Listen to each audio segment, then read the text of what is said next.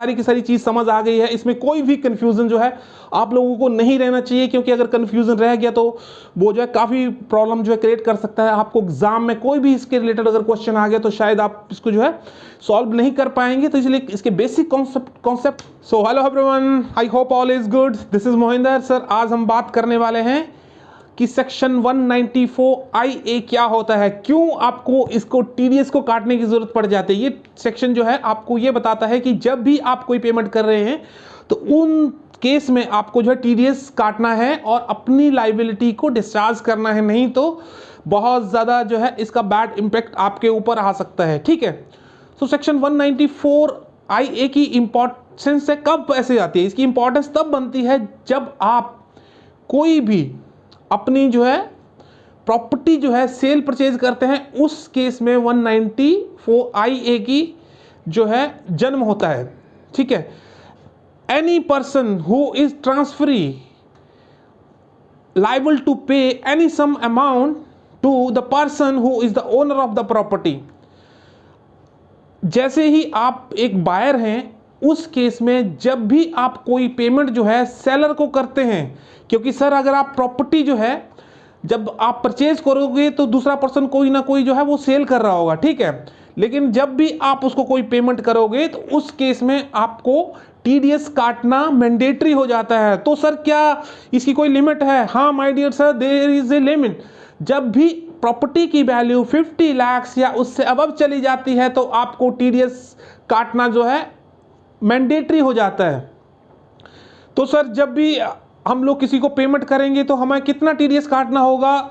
तो सर आपको 1% का टीडीएस काटना होगा जो भी प्रॉपर्टी की वैल्यू होगी। ठीक है, तो दूसरा क्वेश्चन ये आता है सर ये जो टीडीएस है ये कब काटना होगा? तो माय डियर सर, इस टीडीएस को तब आप काटोगे जब भी आप कोई पेमेंट कर रहे हैं सेलर्स को, या आपने उसकी एक एंट्री डाल दी है कि भाई मैंने इसका इतना पैसा देना है। दोनों में से जो भी पहले होगा तो उस केस में आप जो है टीडीएस काट लोगे। लेट्स से कि अभी आप एडवांस में 20 लाख रुपए उसको दे रहे हो, तो सर ऐसा है जब भी आप 20 लाख रुपए दे रहे हो तो आपको 1% के हिसाब से आपको टीडीएस काटना होगा। ठीक है, अच्छा सर क्वेश्चन ये आता है सर क्या इसकी थ्रेशोल्ड लिमिट क्या है? हाँ, there is a threshold limit. अगर किसी भी प्रॉपर्टी की वैल्यू जिसके ऊपर जो है ये सेल परचेज का पूरा मैटर हो रहा है, अगर वो 50 लाख से या 50 लाख से अबव है, 50 लाख या 50 लाख से अबव, तो उस केस में ये सेक्शन 194IA का सेक्शन एप्लीकेबल हो जाता है। क्योंकि अगर ये वैल्यू जो है 50 लाख से नीचे है तो कोई भी टीडीएस का इम्प्लीकेशन नहीं है, कोई भी इस सेक्शन की इंपॉर्टेंस नहीं है। अच्छा सर कोई ऐसी जगह है जहां पे इस सेक्शन का जो है वो एप्लीकेबिलिटी नहीं होती है? हाँ, there is a some cases where section 194IA applicable नहीं होता। तो सर ऐसा कौन सी जगह है? तो सेक्शन 194LA जब भी कंपल्सरी एक्विजिशन होता है उस केस में कोई भी टीडीएस काटना नहीं होता है। ठीक है, अब सेक्शन 194LA क्या बोलता है कि जब भी गवर्नमेंट को आपसे कोई जमीन चाहिए होती है तो वो आपसे पूछता नहीं है, आपसे कंसेंट नहीं करता है, लेकिन वो सीधा आपको कंपेंसेशन देता है कि सर मुझे यहाँ से रोड निकालना है, मुझे यहाँ से हाईवे निकालना है, मुझे यहाँ से ट्रेन का ट्रैक निकालना है। इन such a case it is called as compulsory acquisition. और टीडीएस को लेके ये सारे के सारी जो चीजें हैं वो सेक्शन 194LA में जो है डिस्कस की गई हैं। तो हम इस चीज को उसी दूसरे सेक्शन में डिस्कस करेंगे, हम इस सेक्शन के साथ उसका मैच नहीं करेंगे। तो अभी आप उस केस में जब कंपल्सरी एक्विजिशन, गवर्नमेंट को कोई कंपल्सरी एक्विजिशन चाहिए होता है, in such a case you do not need to applicable section 194IA। ठीक है, तो सर उसके बाद सर क्वेश्चन ये आता है कि क्या मुझे टैन लेने की जरूरत है? नो सर, आपको टैन लेने की जरूरत नहीं है। गवर्नमेंट ये कहती है कि भाई अगर आप सेक्शन 194IA के अंडर आते हैं तो कोई भी आपको टैन के लिए अप्लाई करने की जरूरत नहीं है। आप सिर्फ अपने पैन या जो भी आपका सेलर है उसके पैन के ऊपर जो भी टीडीएस बनता है वो डिपॉजिट करा दो। ठीक है, उसके बदले में आपको सीधा का सीधा जो है आप किसी भी वेबसाइट पे चले जाइए, NSDL पे चले जाइए या फिर दूसरी वेबसाइट्स हैं आपकी जो गवर्नमेंट की साइट्स हैं उसके ऊपर चले जाइए, वहाँ पे जाके पूरी की चीज़ ये पूरी डिटेल आप भर दीजिए और उसके बाद जो है ऑनलाइन फॉर्म भर के उसी की पेमेंट जो है वहीं पे कर दीजिए। उसमें पूरी की पूरी चीज़ आपको भरनी पड़ेगी, सर आपका ये वैल्यू है और इतना TDS कट रहा है, तो उस केस में सारा का अमाउंट निकल के आ जाएगा। उसी वक्त जो है आप सबमिट कर दीजिए, कोई भी वहाँ से चालान निकाल के बैंक में जमा करा दीजिए। देयर इज़ नो डिफरेंस, क्योंकि अगर आप TDS चाहे ऑनलाइन जमा करा रहे हैं चाहे बैंक में जाके जमा करा रहे हैं, there is no such difference. Okay, तो सर अगर आप उसके बाद जैसे आपने पर्सन का जो है TDS काट के जमा करा दे दिया, उस केस में जो क्या है, पर्सन जो सेलर है वो क्या करेगा, वो अपनी TDS CPC की .gov.in की वेबसाइट पे जाके अपना डाउनलोड फॉर्म 16B जो है 16V जो है डाउनलोड कर लेगा। उसमें सारा का सारा मतलब आपका जो TDS का सर्टिफिकेट है जो है उसको रिफ्लेक्ट होने लगेगा।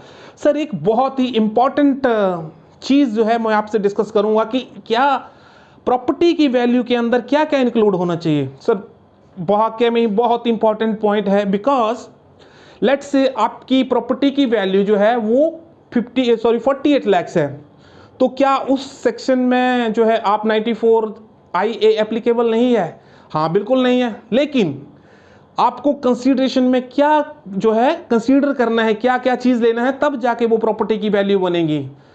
तो सर कभी भी प्रॉपर्टी की वैल्यू अगर कैलकुलेट करनी है कि सर जब भी आप उसको बेसिक चीज़ जो भी उसकी वैल्यू होगी वो ले लेंगे, उसमें ऐड कर देंगे आपकी क्लब मेंबरशिप फीस ऐड कर देंगे, उसके बाद कार पार्किंग की फीस, क्योंकि ये सारी की सारी चीज़ें उस फ्लैट से कनेक्टेड होती हैं, प्रॉपर्टी से कनेक्टेड होती हैं, इसीलिए उसको भी जो प्रॉपर्टी की वैल्यू माना जाता है। जैसे मैंने आपको बताया मेंबरशिप फीस जो है, क्लब मेंबरशिप फीस होगी, whether it is a 2 lakhs, 5 lakh, 10 lakh, 20 lakh, does not matter, but you have to club with the value of the property। Membership fees हो गई, कार पार्किंग फीस हो गई, electricity की फी charges हो गए, मतलब advance में लेते हैं भैया, 5 साल के लिए एडवांस में ले लेंगे। मेंटेनेंस फीस हो गई, वाटर सप्लाई की चार्जेस हो गई, वो 2-2 साल जब भी आप कोई प्रॉपर्टी लेते हैं तो उसमें 2-2 साल के एडिशन होता है। उसके बाद कोई भी मेंटेनेंस के चार्जेस हो गए, उसके बाद हो गए कोई भी एडवांसेस अगर आपने डिपॉजिट किया, तो सारे के सारे incidental, this is called as the value of the property. जैसे 48 लाख की प्रॉपर्टी है, अगर आपने 5 लाख रुपए का पूरा ये चीजें इकट्ठी करके दी हैं, तो प्रॉपर्टी की वैल्यू 53 लाख से होगी। In such a case it is called as the value of the property is 53 lakhs and the section 194IA is applicable in such a case. Okay, I hope कि आप लोगों को ये सारी की सारी चीज़ समझ आ गई है। इसमें कोई भी कंफ्यूजन जो है आप लोगों को नहीं रहना चाहिए, क्योंकि अगर कंफ्यूजन रह गया तो वो जो है काफ़ी प्रॉब्लम जो है क्रिएट कर सकता है। आपको एग्जाम में कोई भी इसके रिलेटेड अगर क्वेश्चन आ गया तो शायद आप इसको जो है सॉल्व नहीं कर पाएंगे। तो इसलिए इसके बेसिक कॉन्सेप्ट के ऊपर जाना बहुत ज़रूरी है। इसकी जो बेसिक चीज़ें हैं, बेसिक कॉन्सेप्ट हैं, इसको समझना बहुत ज़रूरी है कि भाई इसकी जो एप्लीकेबिलिटी कहाँ है, क्यों है, कहाँ नहीं है, ये सारी की सारी। तो एक छोटा सा हम लोग एग्जाम्पल लेते हैं। मिस्टर एक्स है कोई, वो अपनी प्रॉपर्टी जो है वो 60 लाख की जो है सेल करते हैं। सिमिलरली वो उनको बैंगलोर में एक घर है और वहाँ पे एक जो है जो घर उन्होंने सेल करा वो 60 लाख में करा। और दूसरी चीज़ जो उसने प्रॉपर्टी थी जो आपकी एग्रीकल्चर लैंड, हाँ एक में बहुत सारी चीज़ आपको बताना भूल गया। अब जो प्रॉपर्टी है, sorry, acquisition of property, immovable property की हम बात कर रहे थे। ये सेक्शन ये कहता है पेमेंट ऑफ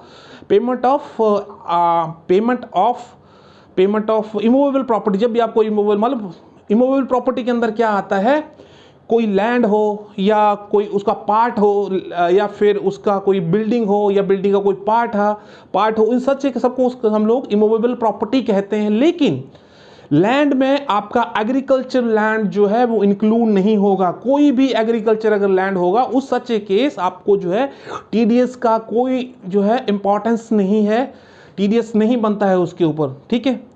और ये चीज़ ध्यान से रखने वाली है। लेकिन अगर अर्बन के अंदर ये एग्रीकल्चर कोई लैंड है तो उसके ऊपर ये सेक्शन 194IA की एप्लीकेबिलिटी है जो मैंडेटरी हो जाती है और सेक्शन 194 एप्लीकेबल हो जाता है। यही इसका मेन मोटिव है, ठीक है।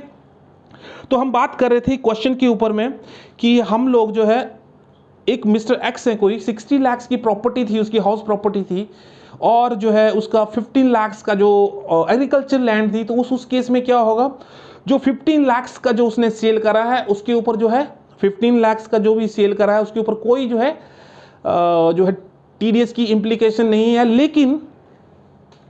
लेकिन जो उसने 60 लाख की प्रॉपर्टी जो है वो उसने 85 लाख में जो बेची है, 40 लाख में उसने ली थी।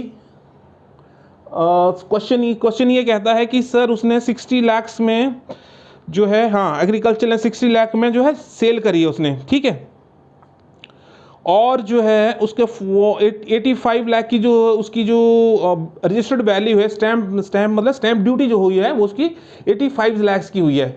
तो उस केस में 40 लाख का उसने लिया था, ठीक है, और 60 की उसने सेल करी है, लेकिन उसकी स्टैम्प ड्यूटी जो है, स्टैम्प ड्यूटी एक्स्ट्रा हो सकती है, सॉरी उसकी वैल्यू एक्स्ट्रा हो सकती है बिकॉज वहाँ का सर्कल रेट हाई हो सकता है।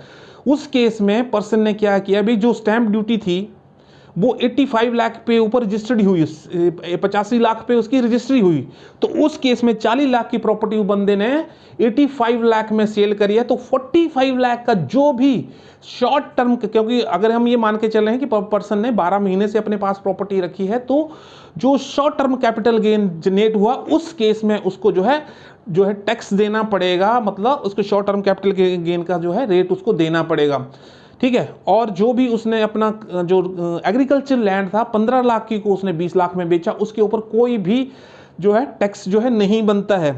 दूसरे केस में हम लोग ये कहते हैं कि अगर इसको हम दूसरे केस से सोचते हैं कि जो प्रॉपर्टी उसने 60 लाख में जो 85 लाख में उसने बेची है, उस केस में क्या होगा, तो सर ऐसा है जो भी उसने बाई ने जो परचेज करी थी प्रॉपर्टी, तो बाई को जो है उसमें 1% टीडीएस काटना हो, क्योंकि प्रॉपर्टी की वैल्यू 50 लाख से ऊपर है और एग्रीकल्चर लैंड के ऊपर कोई भी टीडीएस जो है एप्लीकेबल नहीं है, कोई भी सेक्शन उसके ऊपर अभी एप्लीकेबल नहीं है। इन such a case only and only एक तो आपको शॉर्ट टर्म कैपिटल गेन बना, दूसरा जो है उसके ऊपर जो है 1% का टीडीएस जो है बाई का बनता है, जो भी उसका सेल वैल्यू है।